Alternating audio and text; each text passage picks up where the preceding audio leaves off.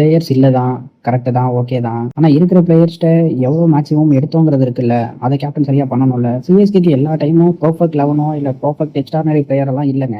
இருந்த பிளேயர்ட்ட இருந்து எவ்வளோ வாங்க முடியுமோ அவ்வளோ வாங்குனாங்க. மோஹித் சர்மா, சர்துல் தாக்கூர், ஜக்கார்த்தி இவங்களெல்லாம் வச்சு தான் கப் அடிச்ச காலமும் இருக்கு. அப்படியே 11 எக்ஸ்ட்ரார்டினரி பிளேயர் இருந்துலாம் 5 கப் அடிக்கல. இருக்கிற பிளேயர்ட்ட இருந்து அப்படியே மேக்ஸிமம் எவ்வளோ வாங்க முடியுமோ வாங்கணும். மீதி நல்ல பிளேயர் அவங்கவங்க பெர்ஃபார்ம் பண்ணாங்க.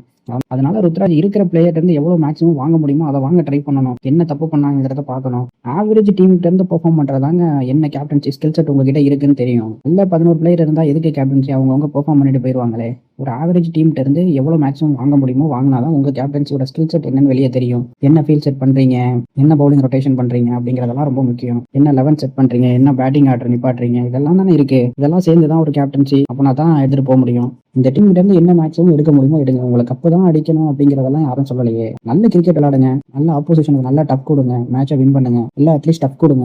அதை பண்ணணும்ல. ஒன் சைடா 3 மேட்ச் நம்ம விடவும் கூடாது. அதனால சிஎஸ்கே என்ன தப்பு பண்ணாங்க அப்படிங்கறத பார்க்கணும். ஓப்பனிங்ல 2 சீனியர் பேட்டர் ஆடுறாங்க. 2 பேருமே நல்ல எக்ஸ்ட்ரார்டினரி பேட்டர் தான். அதுல எந்த சந்தேகமும் இல்லை. யாரும் அதை மறுக்கவும் இல்லை. ஆனா ஒரு பிளே ஆஃப் போறதுக்கு உங்களுக்கு 8ல இருந்து 9 மேட்ச் வின் பண்ணியே ஆகணும். அப்படின்னா உங்களுக்கு 9 மேட்ச் கிளிக் ஆகியே ஆகணும். ஆல்ரெடி 3 மேட்ச் கிளிக் ஆகல. ஸோ அதை யோசிக்கணும். ஸோ நம்ம ஒரு ஸ்டெப் கீழே 1 ரவுண்ட்ல ஆடுவோம். ஏதாவது யங்ஸ்டர் தூக்கி மேலே போட்டு ஆடலாம். உங்கள்ட்ட இருந்து மேக்ஸிமம் ரன்ஸ் பவர் பிளேல இருந்து வாங்க ட்ரை பண்ணணும். ஸோ அதை சரி பண்ணணும். மிடில் ஓவர்ஸ்ல விக்கெட் எடுத்தே ஆகணும். மிடில் ஓவர்ஸ்ல விக்கெட் எடுக்கல அப்படின்னா கேமுக்குள்ள வரவே முடியாது. ஆப்போசிஷன் டாமினேட் பண்ணிட்டு போயிட்டே இருப்பாங்க. அதனால நூர் அகமதுல இருந்து விக்கெட் வரல அப்படின்னா வேற என்ன பண்ணலாம், வேற எப்படி விக்கெட் எடுக்கலாம்னு யோசிக்க பார்க்கணும். அப்புறம் நம்ம என்னதான் 16 ஓவர் ஆடினாலும் அடுத்த 4 ஓவர் 3 ஓவர் மேட்சை கரெக்டாக ஃபினிஷ் பண்ணணும். அப்படியே ஃபர்ஸ்ட் பேட்டிங்ல இருந்தாலும் அடுத்த 3 ஓவர் ஃபினிஷ் பண்ணாலும் அதே மொமெண்டத்தோட அப்படியே பவுலிங் போல வர முடியும். எக்ஸ்ட்ரா 10-15 ரன் அடிக்க ட்ரை பண்ணணும். ஸோ அதுக்கு யாரு ப்ராப்பர் ஃபினிஷர் என்னன்னு கண்டுபிடிச்சு அவர்கிட்ட இருந்து ரன்னை வாங்குறதுக்கு பார்க்கணும். இந்த தப்பெல்லாம் கொஞ்சம் கரெக்ட் பண்ணி ஓரளவுக்கு போனாலே நல்ல 5 ஓவர்ல மேட்சை வின் பண்றதுக்கான பொட்டன்ஷியலும் வந்துருங்க.